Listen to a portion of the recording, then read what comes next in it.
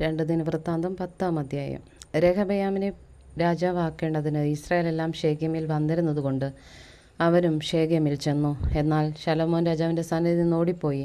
മിസ്രൈമിൽ പാർത്തിരുന്ന നെബാത്തിൻ്റെ മകനായ യൊരോബെയാം അത് കേട്ടിട്ട് മിസ്രൈമിൽ നിന്ന് മടങ്ങി വന്നു. അവർ ആളയച്ച് അവനെ വിളിപ്പിച്ചു.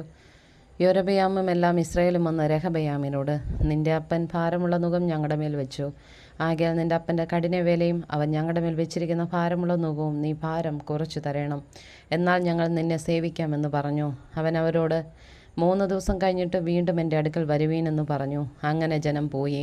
രഹബയാം രാജാവ് തൻ്റെ അപ്പനായ ശലോമോൻ ജീവനോടിരിക്കുമ്പോൾ അവൻ്റെ സന്നിധിയിൽ നിന്നിരുന്ന വൃദ്ധന്മാരോട് ആലോചിച്ചത്, ഈ ജനത്തോട് ഉത്തരം പറയേണ്ടതിന് നിങ്ങൾ എന്താലോചന പറയുന്നെന്ന് ചോദിച്ചു.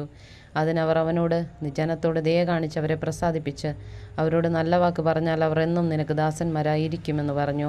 എന്നാൽ വൃദ്ധന്മാർ തന്നോട് പറഞ്ഞ ആലോചന അവൻ ത്യജിച്ച് തന്നോടുകൂടെ വളർന്നവരായി തൻ്റെ മുമ്പിൽ നിൽക്കുന്ന യൗവനക്കാരോട് ആലോചിച്ചു.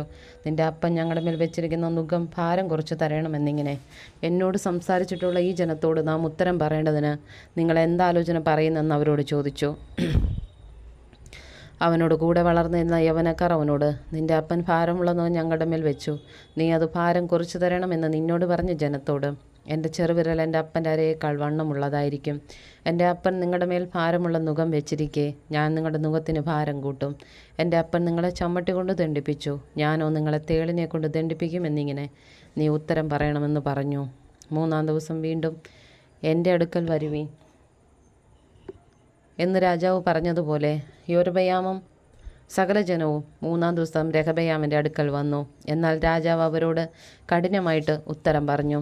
രഹബയാം രാജാവ് വൃദ്ധന്മാരുടെ ആലോചന ത്യജിച്ചു.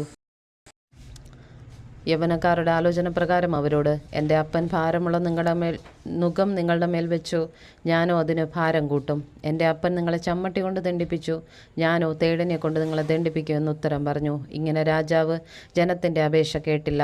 യഹോവ ശീലോന്യനായ അഹിയ മുഖാന്തരം നെബാത്തിൻ്റെ മകനായ യൊരോബെയാമിനോട് അരുളി ചെയ്ത വചനം നിവൃത്തിയാകേണ്ടതിന് ഈ കാര്യം ദൈവഹിതത്താൽ സംഭവിച്ചു. രാജാവ് തങ്ങളുടെ അപേക്ഷ കേൾക്കുകയില്ല എന്ന് എല്ലാ ഇസ്രായേലും കണ്ടപ്പോൾ ജനം രാജാവിനോട്, ദാവീദിങ്കൽ ഞങ്ങൾക്ക് എന്തോ ഓഹരിയുള്ളൂ? ഇശ്ശായിയുടെ പുത്രങ്കൽ ഞങ്ങൾക്ക് അവകാശമില്ലല്ലോ.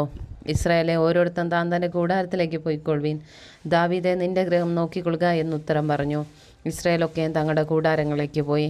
യഹൂദ നഗരങ്ങളിൽ പാർത്തിരുന്ന ഇസ്രായേലർക്കോ രഹബയാം രാജാവായി തീർന്നു. പിന്നെ രഹബയാം രാജാവ് ഊഴിയ വേലക്കാർക്ക് മേൽവിചാരകനായ ഹാദോരാമിനെ അയച്ചു. എന്നാൽ ഇസ്രായേലർ അവനെ കല്ലെറിഞ്ഞ് കൊന്നുകളഞ്ഞു. രഹബയാം രാജാവ് വേഗത്തിൽ രഥം കയറി യെരൂശലേമിലേക്ക് ഓടിപ്പോയി. ഇങ്ങനെ ഇസ്രായേൽ ഇന്നുവരെ ദാവീദ് ഗൃഹത്തോട് മത്സരിച്ചു നിൽക്കുന്നു.